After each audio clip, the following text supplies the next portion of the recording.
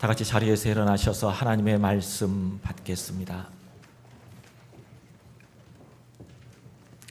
오늘 우리에게 주시는 하나님의 말씀입니다. 바로와 그의 모든 신하가 이 일을 좋게 여긴지라. 바로가 그의 신하들에게 이르되 이와 같이 하나님의 영에 감동된 사람을 우리가 어찌 찾을 수 있으리요 하고 요셉에게 이르되 하나님이 이 모든 것을 네게 보이셨으니 너와 같이 명철하고 지혜 있는 자가 없도다. 너는 내 집을 다스리라. 내 백성이 다 네 명령에 복종하리니 내가 너보다 높은 것은 내 왕좌뿐이니라. 바로가 또 요셉에게 이르되 내가 너를 애굽의 온 땅의 총리가 되게 하노라 하고 자기의 인장 반지를 빼어 요셉의 손에 끼우고 그에게 세마포 옷을 입히고 금 사슬을 목에 걸고 자기에게 있는 버금술에 그를 태우매 무리가 그의 앞에서 소리 지르기를 엎드리라 하더라. 바로가 그에게 애굽 전국을 총리로 다스리게 하였더라. 바로가 요셉에게 이르되 나는 바로라 애굽 온 땅에서 네 허락이 없이는 수족을 놀릴 자가 없으리라 하고 그가 요셉의 이름을 사브낫 파네아라 하고 또 온의 제사장 보디베라의 딸 아스낫을 그에게 주어 아내로 삼게 하니라. 요셉이 나가 애굽 온 땅을 순찰하니라. 아멘. 감사합니다. 2026년도 벌써 한 달이 지나고 이제 2월을 시작하는 첫째 날입니다. 2월에도 우리를 도우시는 하나님의 손길과 또 우리를 인도하시는 하나님의 말씀이 우리 모두의 삶 가운데 늘 함께 하시기를 간절히 기도드립니다. 14세기 영국과 프랑스의 100년 전쟁이 벌어지게 됩니다. 전쟁 중에 프랑스의 칼레라고 하는 성이 영국군에게 완전히 포위를 당합니다. 칼레성 사람들은 온 힘을 다해서 싸웠지만 영국군의 공격을 견디지 못하고 결국은 항복하게 됩니다.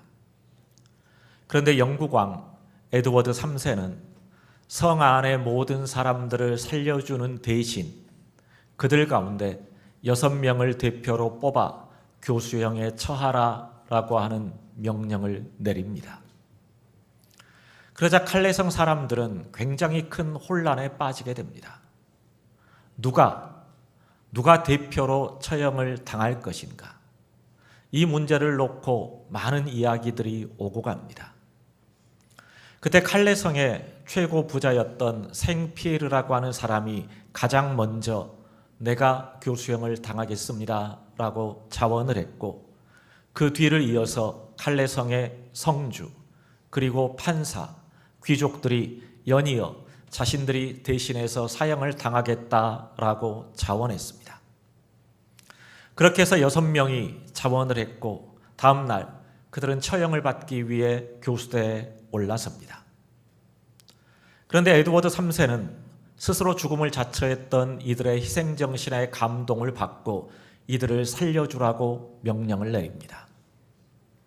이 이야기가 역사가들에 의해 기록되어지면서 사회적 지위와 권력을 가진 사람들은 자신이 누리는 명예만큼 도덕적인 의무를 다해야 한다라는 노블리스 오블리주라고 하는 말이 만들어졌다고 합니다. 이 노블리스 오블리주를 가장 잘 실천한 사람이 로마의 귀족들입니다. 로마의 귀족들은 그들이 마땅히 감당해야 할 사회적 책임과 의무를 실천하는 것을 굉장히 큰 명예로 생각했습니다. 우리나라 사람들은 어떻게 해서든지 세금을 조금이라도 덜 내볼까라고 하면서 온갖 꼼수를 다 부리는데 로마의 귀족들은 자신이 세금을 많이 내는 것을 자기 집안과 자기 가문의 명예로 생각해서 그들은 앞다투어서 세금을 많이 냈습니다. 그리고 전쟁이 일어나면 자신들의 모든 사재를 국가에 헌납하고 가장 먼저 전쟁에 참여해서 목숨을 걸고 싸웠다고 합니다. 바로 이런 정신이 로마가 1000년 제국을 유지할 수 있었던 가장 큰 원동력이었다라고 역사학자들은 평가합니다. 이런 일들은 우리 현실에서는 감히 상상조차 할 수가 없습니다. 우리나라에서 사회적인 지위와 권력을 가진 사람들은 자신들이 누리는 것만큼 도덕적 책임과 의무를 다하기는커녕 온갖 비리와 불법을 저지르면서 오히려 그것들을 자랑으로 생각합니다. 그래서 우리와 같은 일반 국민들의 눈높이로 보면 저절로 욕이 튀어나올 만큼 굉장히 심각한 상황입니다. 왜 이런 일이 일어날까? 그 원인을 따져보면 목표와 수단이 바뀌어버렸기 때문입니다. 목표와 수단이 바뀌었다. 작년에 일본의 한 쓰레기 처리장에서 고독사 한 노인이 발견됐습니다. 그런데 이 노인의 손목에는 검은 봉지가 하나 걸려 있었는데 거기에는 우리나라 돈으로 현금 약 4억 원이 들어 있었다고 합니다. 여러분 한번 생각해 보십시오. 만약 이 노인이 자신이 가진 돈을 한 푼도 쓰지 못하고 그렇게 쓰레기 처리장에서 쓸쓸하게 죽어갈 것을 알았다면 그렇게 열심히 돈을 모았을까요? 아마 그렇지 않았을 겁니다. 분명히 이 노인은 내가 먹고 싶은 거 먹지 않고 쓰고 싶은 거 쓰지 않고 열심히 돈을 모아서 그 돈으로 노후를 조금 더 편안하고 조금 더 여유 있게 살아보고자 하는 그런 마음으로 돈을 모았을 겁니다. 하지만 점점 쌓여져 가는 돈을 보면서 조금만 더 그러다가 결국 비참하게 죽고 말았습니다. 이 세상에 돈을 버는 것을 자기 인생의 목적으로 삼고 살아가는 사람은 없을 겁니다. 사람들이 우리가 돈을 벌려고 하는 이유는 뭐냐고 하면 돈에 쪼들리면서 궁색하게 살지 않고 조금 더 편안하고 여유 있게 살아가기 위해서입니다. 그런데 우리가 자꾸만 돈에 집착하다 보면 처음 세웠던 목표는 잊어버리고 온데간데 없이 사라져버리고 돈 그 자체가 우리 인생의 목표가 되어버립니다. 수단으로 삼아야 될 돈이 결국 우리 인생의 목표가 되어버린 겁니다. 그렇기 때문에 우리가 정말 가치 있는 인생을 살아가기를 원한다면 인생의 목적과 수단을 혼동하면 안 됩니다. 우리가 지난 시간에 생각했던 것처럼 요셉은 바로의 꿈을 해몽한 후 대안까지 정확하게 제시함으로써 이제 바로의 칭찬을 받게 됩니다. 그리고 바로는 그런 요셉을 애굽의 총리에 임명합니다. 어쩌면 인생은 한 방이라고 믿는 사람들에게 요셉은 정말로 본받고 싶은, 꼭 되고 싶은 그런 모델일 수 있습니다. 그런데 요셉이 경험했던 일들은 영화나 소설에서나 가능한 일이지 우리가 살아가는 현실에서는 거의 일어나기 힘든 그런 일입니다. 오늘 우리가 읽은 본문 41절에서 43절을 보면 요셉에게 어떤 변화가 일어났는가를 기록하고 있습니다. 바로는 요셉을 애굽의 총리로 임명합니다. 그리고 자기의 인장 반지를 빼서 요셉의 손에 끼워주는 겁니다. 그러니까 우리로 말하면 인감을 맡긴 거예요. 모든 결재권을 누구에게요? 요셉에게 준 겁니다. 자신의 모든 권리를 총리인 요셉에게 넘겨줍니다. 그리고 그에게 왕이 입는 세마포 옷을 입히고 금사슬을 목에 걸고 자기가 타고 다니는 수레와 비슷한 수레를 요셉에게 내주면서 이제 모든 대우를 이제 극진하게 해줍니다. 그리고 나서 바로는 요셉의 이름을 사브낫 바네아라고 지어줍니다. 이 말은 은밀한 것을 드러내는 사람, 하나님의 뜻을 드러내는 사람이라고 하는 뜻을 가지고 있습니다. 그리고 요셉은 제사장 보디베라의 딸 아스낫과 결혼까지 하면서 이제 든든한 배경까지 얻게 됩니다. 하루아침에 모든 것이 달라지면서 요셉의 인생은 이제 고생 끝, 행복 시작, 이렇게 얘기할 수 있습니다. 그런데 과연 우리는 요셉을 성공했다, 인생 역전을 이루었다, 이렇게 얘기할 수 있을까요? 우리가 요셉의 인생을 생각하면서 반드시 기억해야 할 것은 하나님께서 아브라함에게 주셨던 구원의 약속이 요셉을 통해서 어떻게 이루어지는가라고 하는 겁니다. 다른 말로 하면 요셉은 하나님이 세우셨던 그 구원의 계획에 어떻게 쓰임을 받았는가라고 하는 게 우리가 가장 관심 있게 지켜봐야 할 중요한 부분입니다. 그렇지 않고 요셉은 엄청나게 많은 고난을 당했지만 모든 것을 다 이겨내고 결국은 애굽의 총리가 되었다는 사실에만 관심을 갖는다면 요셉의 이야기는 위인전이나 영웅담에 불과할 뿐입니다. 그런데 요셉은 자신이 애굽의 총리가 되는 것을 단 한 번도 자기 인생의 목표로 삼고 살지 않았습니다. 단지 하나님께서 계획하신 그 구원을 이루기 위한 수단에 불과하게 여겼던 겁니다. 창세기 41장 51절에서 52절을 보면요, 이런 말씀이 나옵니다.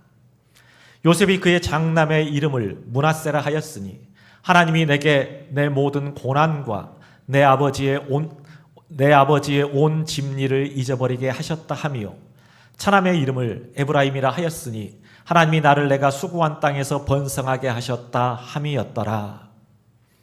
요셉은 아스낫을 통해서 두 아들을 낳고 그 두 아들의 이름을 므낫세와 에브라임 이렇게 짓습니다. 므낫세라고 하는 말은 나의 모든 상처를 잊어버리게 하셨다라는 뜻입니다. 이는 하나님께서 요셉이 그동안 받았던 마음의 상처와 아픔과 고통들을 깨끗하게 치유해 주셨다라는 겁니다. 그리고 둘째로 에브라임이라고 하는 말은 찬양하다라고 하는 뜻을 가지고 있습니다. 요셉은 자신이 애굽의 총리에 오를 수 있었던 것은 내 힘과 능력이 아니라 하나님이 하신 일이라고 하는 것을 알았기 때문에 모든 영광을 하나님에게 돌리며 하나님을 찬양하고 있습니다. 그런데 우리가 여기서 눈여겨봐야 할 게 뭐냐고 하면 순서예요. 순서. 하나님은 요셉에게 먼저 므낫세의 은혜, 즉 요셉의 마음에 있는 모든 분노와 아픔과 상처들을 치유해 주시고 그 다음으로 에브라임의 은혜를 주심으로 이 모든 일들은 다 하나님께서 하셨습니다라고 고백하게 만드셨습니다. 이것은 요셉이 자기 인생에서 일어났던 모든 일들, 즉 형들의 손에 의해 노예로 팔리면서 자기가 경험해왔던 모든 일들의 배후에는 하나님이 계셨고 그 하나님께서 내 인생을 여기까지 이끌어 오시고 인도해 주셨다라고 하는 그 고백을 담고 있는 겁니다. 뿐만 아니라 창세기 50장 20절에서 21절을 보면 요셉은 이런 고백을 합니다. 당신들은 나를 해하려 하였으나 하나님은 그것을 선으로 바꾸사 오늘과 같이 많은 백성의 생명을 구원하게 하시려 하셨나니 당신들은 두려워하지 마소서. 내가 당신들과 당신들의 자녀를 기르리이다. 아버지 야곱이 죽고 난 이후에 요셉의 형들은 두려움에 떱니다. 지금까지는 요셉이 아버지 때문에 우리에게 어떤 보복도 하지 않았는데 이제 아버지가 돌아가셨으니까 우리를 가만두지 않을 거다. 이런 두려움에 사로잡혀서 이제 요셉을 찾아옵니다. 그러면서 요셉의 형들은 요셉에게 아버지가 죽기 전에 우리의 모든 죄를 용서해 주라라고 유언을 했다. 그러면서 거짓말을 합니다. 그리고 나서 요셉 앞에 무릎을 꿇고 우리는 당신의 종입니다라고 고백하자 요셉이 하는 이야기가 창세기 50장 20절과 21절 말씀입니다.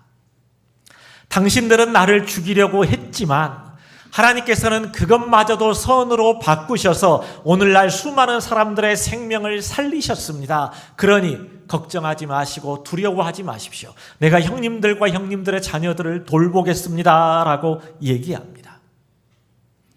요셉이 이런 얘기를 할 수 있었던 것은 요셉이 마음이 너그럽고 넉넉한 사람이어서가 아닙니다. 자신이 애굽의 총리가 된 것은 하나님이 계획하신 구원의 큰 뜻을 이루기 위한 수단이냐 도구로 보았기 때문에 이런 고백을 할 수 있었던 겁니다. 또한 요셉은 나중에 형들에게 이제 한 가지 부탁을 합니다. 그건 뭐냐고 하면 내가 먼저 죽더라도 나중에 형들이 그리고 형들의 후손들이 이 땅에서 나가게 될 때 이제 내 해골을 함께 가지고 나가달라라는 부탁을 합니다. 내 유골이 애굽 땅에 남아있지 않게 하고 하나님께서 우리 조상들에게 주시겠다라고 약속했던 그 땅으로 나를 데려가 달라, 가지고 가달라라고 부탁합니다. 왜 그랬을까요? 요셉은 자신이 있어야 할 곳이 애굽이 아니라 하나님께서 아브라함에게 주시겠다라고 약속하신 가나안 땅이다라고 하는 것을 알았기 때문입니다. 다른 말로 하면 요셉은 후손들이 자신을 애굽의 총리, 애굽에서 성공한 사람으로 기억하는 것이 아니라 하나님의 백성으로 기억되기를 원했기 때문에 이 부탁을 드렸던 겁니다. 따라서 우리가 요셉에 대해서 말할 때 노예로 밑바닥 인생을 살던 요셉이 하나님을 잘 섬기며 진실하게 살았더니 하나님께서 그를 애굽의 총리로 세워주셨다라고 얘기하면 안 됩니다. 그렇게 말하면 하나님을 섬기는 것이 수단이 되고 총리의 자리에 올라 출세하는 것이 목표가 되어버립니다. 그리고 그 후에도 하나님을 잘 섬긴다면 그것은 자신이 이룬 목표를 유지하기 위한 도구고 수단이 되어버립니다. 이것은 굉장히 심각하게 오해하는 겁니다. 요셉은 한 번도 내가 애굽의 총리가 되었기 때문에 출세했다, 성공했다, 나는 인생 역전을 이룬 사람이다 라고 말하지 않았습니다. 내가 애굽의 총리의 자리에 오를 수 있었던 것은 하나님께서 계획하셨던 구원의 큰 그림 속에서 반드시 있어야 할 하나의 도구요, 수단에 불과했다라는 겁니다. 그 일을 위해서 하나님께서 형들을 통해서 나를 먼저 애굽에 보내셨고 이 모든 일을 하신 분은 하나님이다라고 고백하고 있는 겁니다. 오늘 우리가 요셉에게서 배워야 할 부분이 바로 이것입니다. 우리가 이 땅에 존재하는 이유, 다른 말로 하면 하나님의 지음을 받은 피조물로서 우리가 이 땅에 살아가고 있는 이유는 뭡니까? 하나님의 영광을 위해서입니다. 하나님의 영광을 위해서. 우리가 이 땅에 존재하는 이유, 우리가 이렇게 하나님을 예배하는 이유, 이렇게 열심으로 신앙생활을 하는 이유는 하나님의 영광을 위함이며 하나님을 찬송하기 위해서입니다. 그렇게 되면 모든 것이 다 수단이 됩니다. 모든 것이 다 수단이 돼요. 하나님께서 우리에게 건강을 주시고 하나님께서 나에게 시간을 주시고 물질을 주시고 명예를 주시고 지위를 주시고 능력을 주셨다면 우리는 그것들을 통해서 하나님을 찬송하며 하나님 앞에 영광을 돌리기 위한 도구로 사용하며 살아가야 된다라는 겁니다. 따라서 우리가 이것들을 하나님의 영광을 위해서 사용할 때 그것을 복이다라고 말할 수 있습니다. 그렇지 않으면 오히려 독이 될 수 있습니다. 그런데 그동안 한국교회는 이것을 전부 다 하나님의 축복이다라고 가르쳤습니다. 축복이다. 그러다 보니까 어떤 일이 벌어집니까? 열심히 신앙생활 잘해서 하나님 잘 믿어서 하나님에게 축복받아 부자 되고 잘 먹고 잘 살자, 높아지자, 출세하자, 성공하자고 가르쳤습니다. 그러다 보니까 하나님께서 우리를 이 땅에 살아가게 하신 이유, 즉 사명은 다 내팽개쳐버리고 하나님을 이용해서 내 욕심을 채우고 내가 바라고 원하는 것들을 이루는 것이 신앙의 목표가 돼버렸습니다. 그래서 세상을 구원하고 희망을 주어야 할 교회가 오히려 자기들밖에 모르는 집단 이기주의에 빠져 마땅히 해야 할 책임과 의무조차 이행하고 있지 못하기 때문에 오늘날 교회가 세상으로부터 비난을 받고 있는 겁니다. 그리고 저와 여러분들 역시 여기에서 자유롭지 못함을 인정할 수 있어야 됩니다. 여러분, 저는 요셉이 부럽습니다. 요셉이 부러운 이유는 그가 애굽의 총리에 올랐기 때문이 아닙니다. 그는 자신이 당하는 고난도, 아픔도, 그리고 성공도, 출세도 전부 다 이 땅을 구원하시려는 하나님의 뜻을 이루는 과정으로 받아들이면서 감옥에 갇혀 있을 때도 총리에 있을 때에도 언제나 한결같은 모습으로 자신에게 주어진 삶을 성실하게 살아냈기 때문입니다. 그래서 항상 작은 일에도 흔들리고 조그만 일에도 마음 상해하고 오락가락하는 저 같은 사람은 요셉의 이런 믿음이 부럽습니다. 여러분, 우리가 살아가는 목표는요, 내가 원하는 것들을 이루는 게 아닙니다. 내가 바라는 것들을 얻는 게 아닙니다. 하나님을 영화롭게 하는 것, 이것이 우리 인생의 분명한 목표가 되어야 됩니다. 그리고 그 나머지는 전부가 다 도구요 수단일 뿐입니다. 그 도구와 수단을 목표와 혼동하지 마시기를 부탁을 드립니다. 그 도구와 수단이 목표가 되어버리면 우리는 이제 거꾸로 된 인생, 주객이 전도된 그런 삶을 살아갈 수밖에 없습니다. 사도 바울은 빌립보서 3장 12절부터 14절에서 이런 고백을 합니다. 우리 다 같이 이 말씀 함께 봉독하시겠습니다. 내가 이미 얻었다 함도 아니요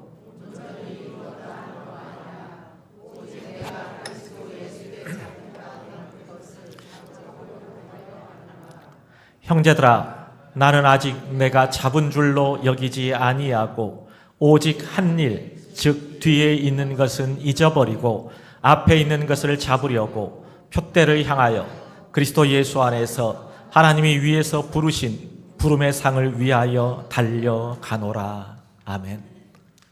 저와 여러분 모두가 바울처럼 예수 그리스도라고 하는 분명한 목표를 이제 세우시고 그 목표를 향해서 현실에 안주하지 말고 계속해서 나아가시기를 주님의 이름으로 간절히 기도드립니다. 시간 우리 예수 늘 함께 하시네 함께 찬양하시겠습니다. 찬양단 함께 찬양하시겠습니다.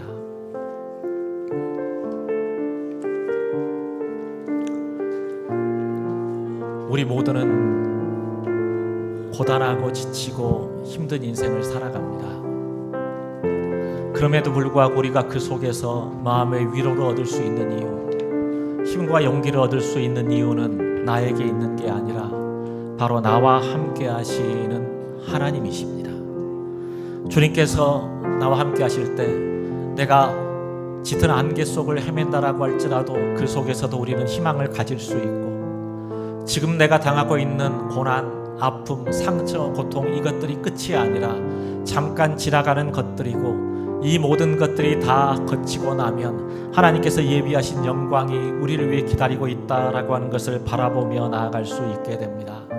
오늘 우리에게 주셨던 하나님의 말씀 기억하면서 우리 함께 찬양하시도록 하겠습니다. 고단한 인생길 힘겨운 오늘도 예수 내 마음 아시네. 지나간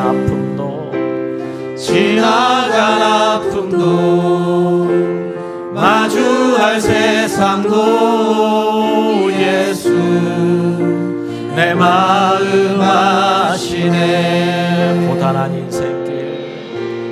고단한 인생길 힘겨운 오늘도 예수 내 마음 아시네. 지나간 아픔도 마주할 세상도 예수 내 마음 아시네. 믿음의 눈 들어 주를 보리. 이 또한 지나가리라. 주어진 내 삶의 시간 속에 주의 뜻 알게 하소서. 고단한 인생길 힘겨운 오늘도 예수 내 마음 아시네. 지나간 아픔도 마주할 세상도 예수 내 마음 아신 믿음의 눈 들어 믿음의 눈 들어 주를 보리 이 또한 지나가리라 주어진 내 삶의 시간 속에 주의 뜻 알게 하소서 믿음의 눈 들어 주를 보리 이 또한 지나가리라 주어진 내 삶의 시간 속에 주의 뜻 알게 하소서 우리 목소리로만 찬양합니다. 믿음의 눈 들어 주를 보리 이 또한 지나가리라 주어진 내 삶의 시간 속에 주의 뜻 알게 다시 한번 고백합니다. 믿음의 눈 들어 주를 보리 믿음의 눈 들어 주를 보리 이 또한 지나가리라 주어진 내 삶의 시간 속에 주의 뜻 알게 하소서 주의 뜻 알게 하소서 주의 뜻 알게 하소서 살아계신 하나님 오늘도 요셉을 통해서 하나님께서 우리 인생을 어떻게 인도하시는지 또 우리의 인생을 위해서 어떤 일을 행하시는지를 우리가 분명히 깨달아 알게 하여 주시옵소서. 하나님 육신의 눈으로 보면 내 인생은 절망투성이요 내 인생은 어떤 희망도 찾아볼 수 없고 수많은 상처와 아픔과 고통들만 가득 차 있는 것 같습니다. 그러나 이제 우리가 믿음의 눈으로 하나님을 바라보면 하나님께서 이 모든 것들이 다 합력하여 선을 이루도록 만들어 주실 것이며 하나님께서 계획하신 구원의 완성을 위해서 오늘도 우리 인생 가운데 열심으로 일하고 계시며 결국 하나님이 원하시는 곳까지 우리를 완성시켜 가신다라고 하는 것을 볼 수 있게 될 줄로 저희들은 믿습니다.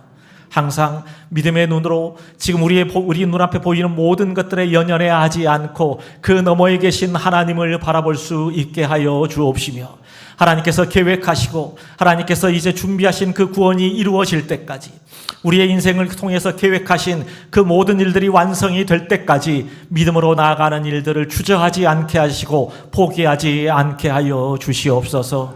이 시간도 하나님을 예배하는 모든 자녀들 사랑하는 주의 백성들을 찾아오셔서 우리의 마음을 한 사람 한 사람 만져주시고 주님의 그 넓은 품으로 안아주시기를 원하옵나이다. 지쳐있는 자에게 이제 힘을 주시고 낙심한 자에게 다시 한번 용기를 주시고 육신의 질병으로 신음하는 자에게 치료의 광선을 비춰주셔서 이 시간도 우리를 회복하시고 고치시며 세우시는 하나님의 은혜를 풍성히 맛보고 경험하게 하여 주시옵소서. 이제는 우리 주 예수 그리스도의 은혜와 하나님 아버지의 무한하신 사랑과 성령님의 교통하시고 감동하시는 역사가 언제나 하나님의 품 안에 안겨 살아가기를 원하는 우리 모두 위에 지금부터 영원토록 함께하여 주시기를 간절히 축복하며 기도드리옵나이다. 아멘.